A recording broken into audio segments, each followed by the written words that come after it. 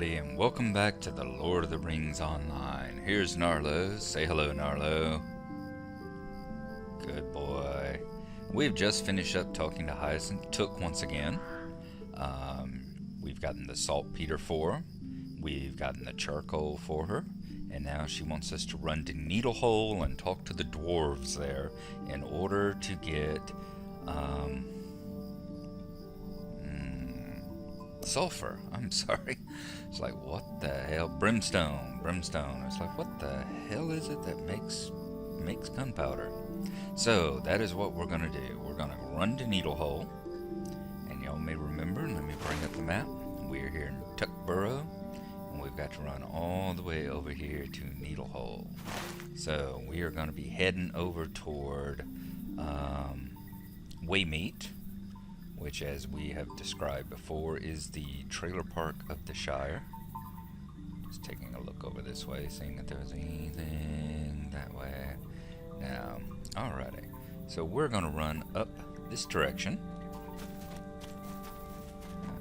And it is nighttime again. Since it is night, I'm going to show y'all something that I've been meaning to talk about the last few times that it has been night here. And that is, there is a personal torch function that you can kind of enable on your character. The key command is Alt F12. As you see, we're running along in the dark, and you do Alt F12, and boom, it enables a little light that appears around you. It's the closest that they have in the game to actually, I guess, holding a torch or lantern. You are the only one that can see it, however. We were once exploring the Great Barrow in a group. It was myself and my brother Dwindon and my brother Keeber and his wife Zammy. And we were adventuring in the Great Barrows, and I couldn't understand. I turned on my light and couldn't understand why no one else could see the things that I was seeing. Because to them, it was just pitch black hallways. So it only affects yourself, but it does do a good effect for yourself. And here we are coming back up on Waymeet,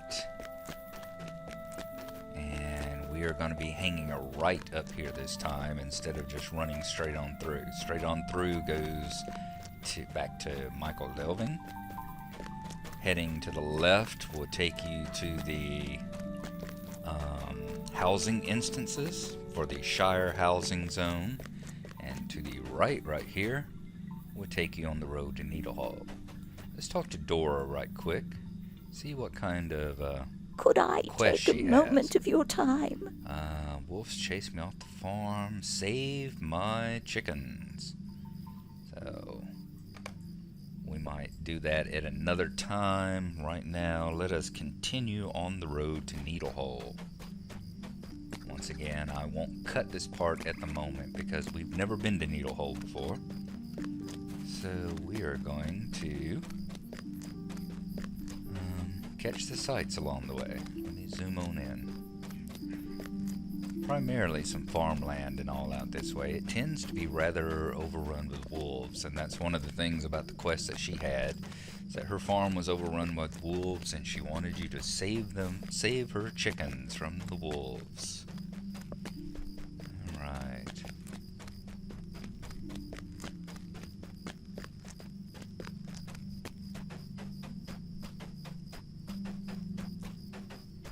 Yet another beautiful night sky. You'll notice the moon is the Earth's moon, since Middle Earth is set in a fantasy past of the Earth, and the stars are actually a correct representation of the night sky as well.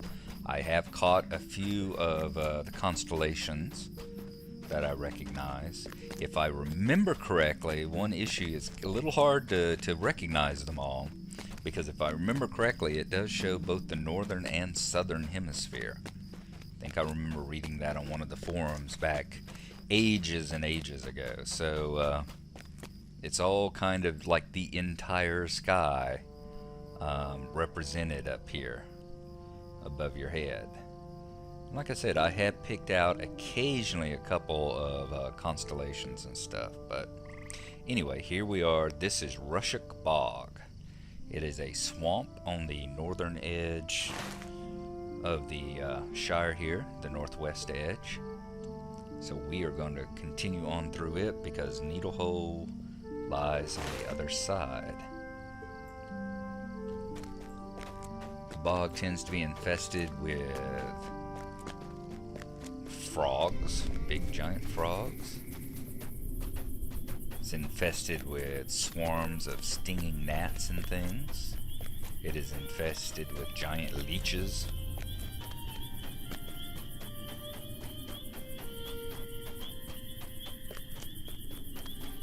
And there are some deeds you can earn out this way. Squashing toads. Here's one of the toads over here, I believe. Well, nope, slug. One of the slugs. You can squash slugs. You can kill the frogs. You can go after the giant leech-like things. Out there, you can see right around my cursor there's one of the swarms of gnats. They don't actually attack you. They're not aggressive. They're curious, they follow you, and basically they surround you, they get in your way.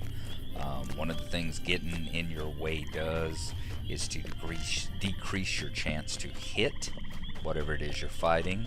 And if you accidentally attack the swarm of gnats, they will attack you back and become aggressive at that point. So, like I said, it's just a pain. They serve as a pain in the butt. Here's one of the bog toads. Big, large, ugly critters. And we will continue on across the bridge that you see right up there, and we will be getting into Needlehole in just a moment. Rather aptly named, as you see, it kind of threads the needle between the hills on either side of it. And it is the closest dwarven outpost to the Shire. It's one of the few places you're going to see dwarves and halflings living side by side. We'll go right on up here. And here we get our first glimpse of what dwarven architecture looks like. Very kind of octagonal. Definitely a different mindset. Very geometric. Definitely a different mindset from what you expect to see from the hobbits. We have a supplier right over here. Let's check out these rings, particularly I think this one over here. Yes, Onar. He's the one that we need to speak to. And let's see what kind of task he's going to have for us in order to get the brimstone. Greetings. Ho, so little Hyacinth wants some more makings for her pretty lights. Wants to be a wizard, does she? Ha! Well, it just so happens I have some brimstone and filings to sell, at a very reasonable price, too, I might add. Tell all your friends, very easy terms. What? Don't just stand there like a ninny with your mouth open like that. Were you thinking I'd send you on a quest for something for such simple things? Here, take these parcels and good day to you. So there we go. We've collected the brimstone and the iron filings. And yes, surprise, surprise, he didn't send us on a quest in order to get it done. So, we're going to collect the stable over here while we're at it. How do you do? There, now this character's got the stable as well, and the stable will take us to Hobbiton. I'm going to take you out this way for a moment. The road continues on and goes up here to a dwarven bridge. Crossing the little river down there, you see a dwarf constructed bridge.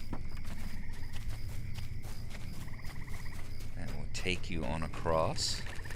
Once again, a prime example of dwarven real estate, dwarven architecture. And if you continue on past, we've got another bridge. Like I said, we are reaching just the limits of the Shire zone, I suppose you would call it.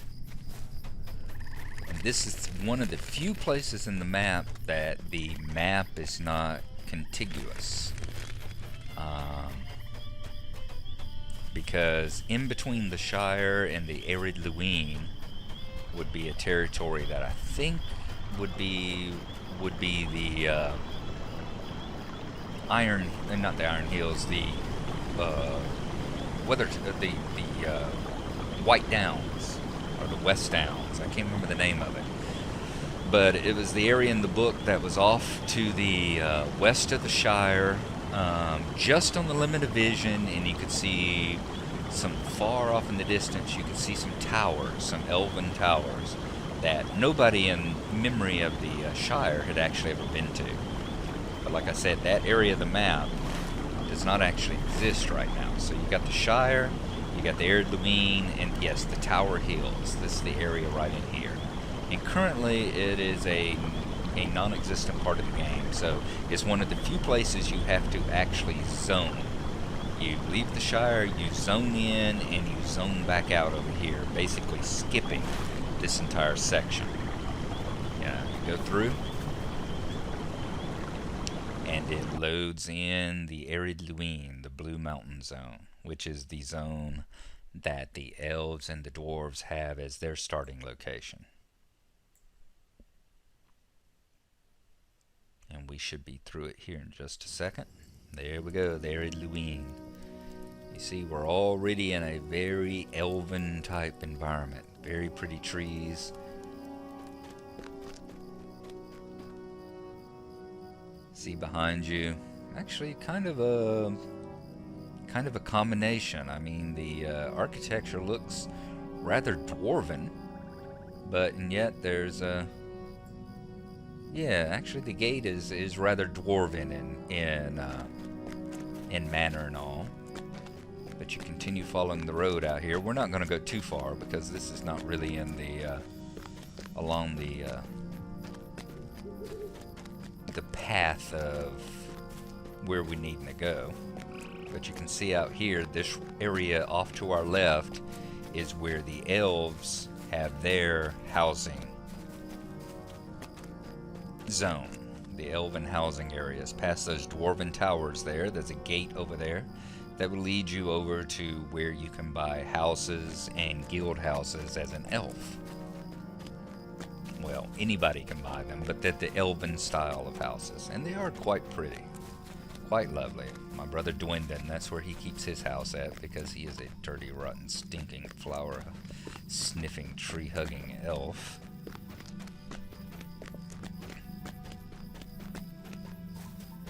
And if you follow the road will lead you on up the hill. And as you see right up here above the cursor, there is a little elven village up there on top of the hill. And that's the closest elven settlement. And that's the area that the Elves have their beginning instances in. Just like the hobbits spend their time running around the Shire running errands and quests, that's where the Elves began. So we're going to hop back into the Shire right quick. And once we get over there, I'm going to head on through Needlehole. And we are going to go back to Miss Hyacinth Took. Take the iron filings and all back to her. And see if she can make the fireworks for Miss Lobelia. So I will see you on the other side, unless something interesting happens along the way.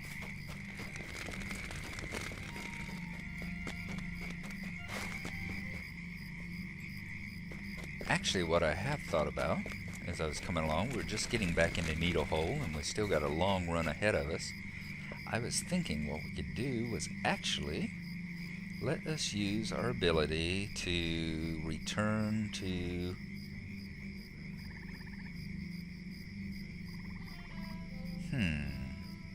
where's our skilled return to Michael Delving?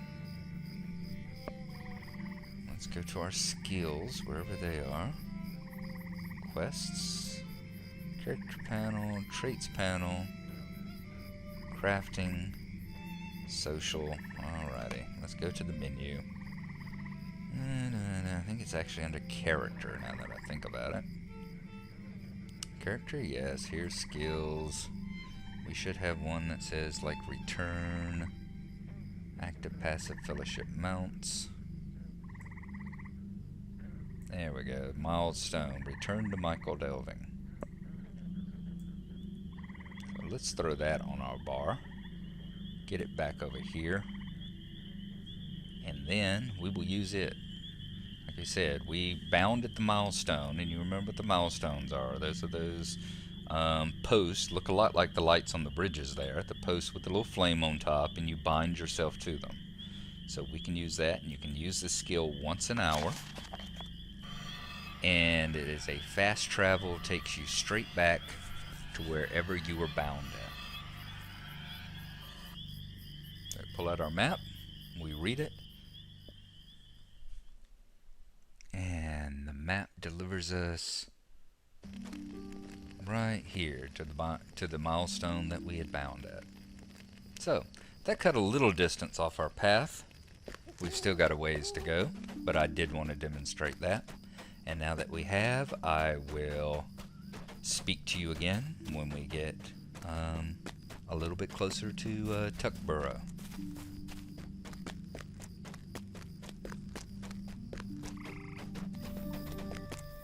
Alrighty, we have returned to Tuckborough, and just a short distance away from Miss Hyacinth Took.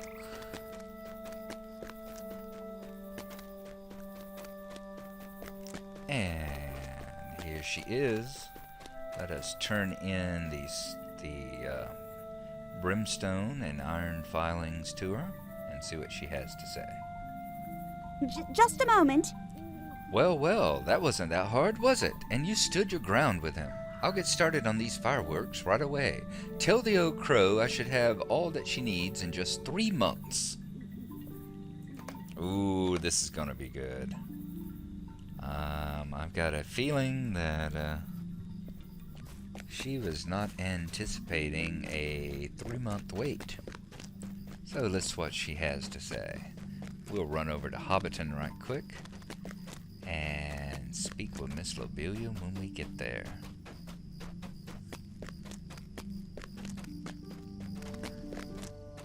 Alrighty, we are passing the turn to the party field. Our next left will be the entrance to Baggins at the very top of the hill. And we will run in and talk to Miss Lobelia up here and see just what she thinks about a 3-month waiting list to get her fireworks for her precious birthday party. I wonder if she'll be pleased.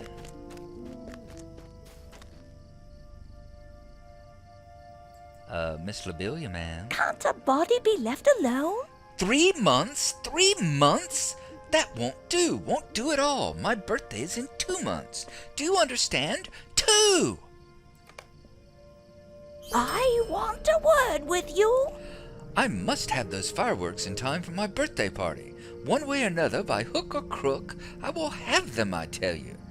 Ah, Hyacinth said her fireworks were stolen, did she? Well then, the answer is simple. All you have to do is get them back from the thieves. Talk to Sheriff Smallborough here in Hobbiton, and I'm sure he will set you right on the path if you can pull him away from his mug. After all, that is what bounders and sheriffs, or whatever you are supposed to do, isn't it?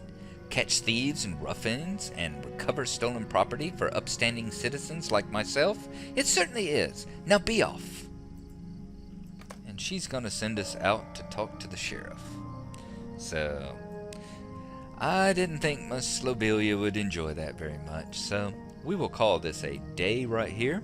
When we come back, we've had a little fun running around with Miss Lobelia, but I think we will return back to the main mission. And since we've gained, I think, 2 levels since we last did, let's see, Epic, the Prologue, Goblin Foothold. It's actually 12th level, isn't it? Let's put it back on the tracker over here. There we go. To defeat 10 goblins. See, it's still a little above us. It's still 2 levels above us. So it comes up yellow, but it is no longer orange. So I think we will travel back to the green fields next time and try and defeat some goblins, using all the little tricks and tools at our disposal, and see if we can't pull them one at a time. So we'll see how that goes. Thank y'all for watching. I hope y'all are having a good day, and we will see you next time.